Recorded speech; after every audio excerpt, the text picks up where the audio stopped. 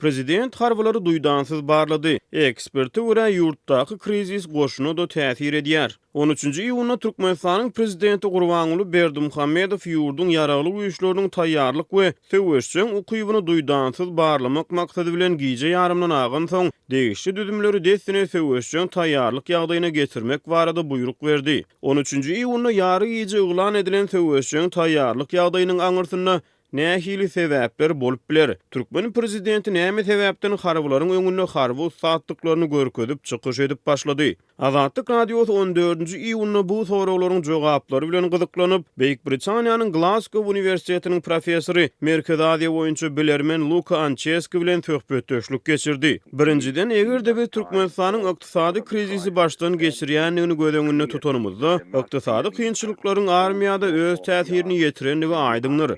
Şonuň üçin goşuny ünsü gönükdirmek bilen hökümet özüniň goşuny strategik sektor hökmünde görýändigini inandyrjak, kepil geçjek bolýandyr diýip ekspert aýtdy. Ekspert özüniň ikinji çaklamasy bilen gurruna dowam edip bitaraplyk statusynyň häzirki wagtda Türkmenistan üçin aňladýan manysyny ünsü çekdi. Bu tema boýunça gurruna dowam edip ekspert regionaky, hususan Awganystanyň howpsuzlyk şertlerini ünsü çekdi. Ýöne soňky uglan edilen harby howsala ýagdaýy esasan içerik çäredir. Şol bir wagtyň özünde onuň regionda bolup geçýän wakalar, hususan Awganystan bilen ilteşigi bardyr. Ýöne meniň birinji çaklamam hökümet üçin has wajyp mukaddiýärin. Hökümet goşuny biz siziň aladaňyz edýäris. Bu biziň üçin wajyp diýär diýip ekspert aýtdy.